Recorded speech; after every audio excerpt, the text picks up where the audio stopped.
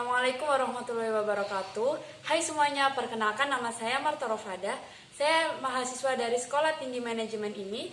Saya akan menjelaskan sedikit tentang pengantar manajemen. Yang pertama, pengertian manajemen. Secara garis besar, manajemen adalah proses mengorganisasi, mengatur, mengelola semua aktivitas mulai dari perencanaan, pelaksanaan, evaluasi, sampai kontrol semua. Sehingga semua bermuatan pada apa yang telah dituju. Selanjutnya ada teori manajemen. Berikut penjelasannya. Ada 3 teori manajemen yang mengikuti perkembangannya. Yang pertama yaitu teori manajemen klasik, teori manajemen ilmiah, dan teori manajemen organisasi klasik. Prinsip manajemen. Prinsip manajemen adalah dasar-dasar untuk pedoman kerja yang bersifat pokok yang tidak boleh diabaikan oleh setiap manajer atau pemimpin. Terdiri dari 1. Pembagian kerja yang berimbang, 2. Pemberian kewenangan dan rasa tanggung jawab yang tegas dan jelas, 3. Disiplin, 4. Kesatuan perintah, 5. Kesatuan arah. Selanjutnya ada ciri manajemen. Di dalam manajemen minimal terdapat 4 ciri. Yang pertama, adanya tujuan yang dicapai. Yang kedua, adanya pemimpin atau atasan. Yang ketiga, adanya yang dipimpin atau bawahan. Dan yang keempat, adanya kerjasama. Dan selanjutnya elemen dasar manajemen. 1. Sifat. Sifat adalah suatu keahlian, kemahiran, kemampuan, dan keterampilan dalam aplikasi ilmu pengetahuan untuk mencapai tujuan. Teori manajemen yang kedua tentang fungsi-fungsi manajemen secara umum, yaitu ada fungsi planning atau perencanaan, fungsi organizing atau perorganisasian, fungsi actuating atau penggerakan, dan yang terakhir fungsi controlling. Teori yang ketiga, sasaran terdiri dari 6M, yaitu man, money, mesin, material, metode. Teori manajemen yang terakhir yaitu suatu tujuan.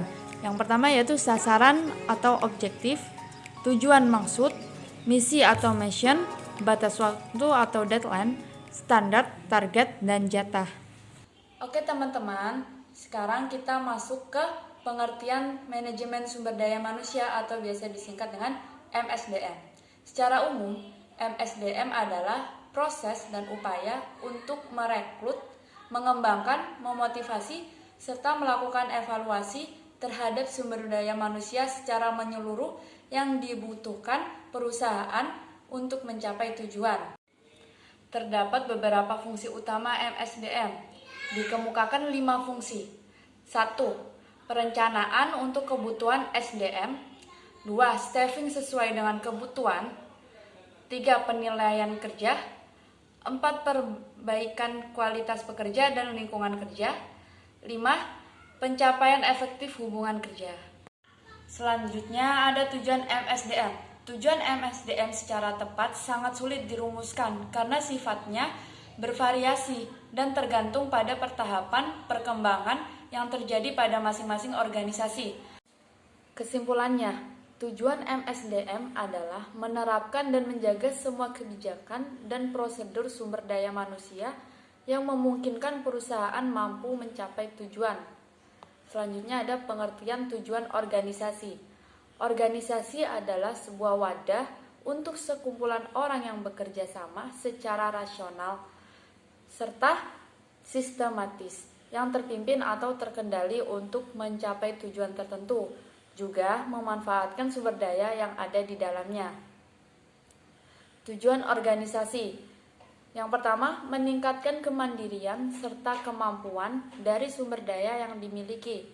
Yang kedua, wadah yang digunakan untuk individu yang memang ingin memiliki jabatan, penghargaan, serta pembagian kerja yang jelas. Yang ketiga, wadah untuk memiliki pengawasan dan kekuasaan.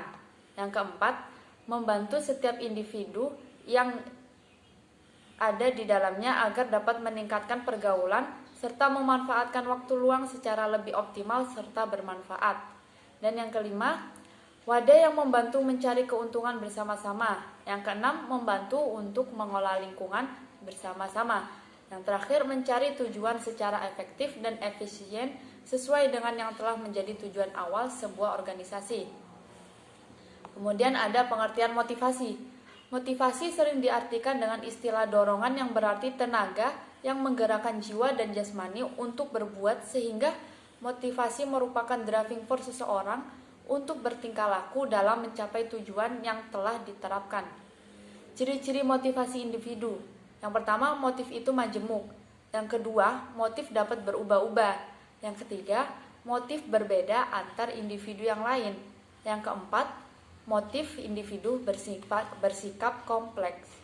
Nah, cara meningkatkan motivasi kerja. Yang pertama, mempunyai tujuan yang akan dicapai. Yang kedua, selalu berpikir positif dan bersyukur. Memberi penghargaan pada diri sendiri.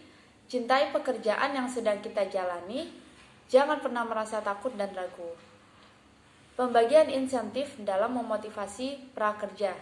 3 jenis yang besar pengaruhnya terhadap motivasi kerja. Yang pertama yaitu pemberian atau berbagi manfaat atau profit bagi pekerja. Yang kedua, pemberian atau berbagi keuntungan organisasi untuk perusahaan. Yang ketiga, saham milik pekerja. 3 hal tersebut dimasukkan untuk meningkatkan kontribusi pekerja melalui peningkatan produktivitas masing-masing karena memiliki motivasi kerja yang tinggi. Oke teman-teman, sekian penjelasan rangkuman dari saya. Semoga bisa diterima dan mudah difahami. Sekian, Assalamualaikum warahmatullahi wabarakatuh.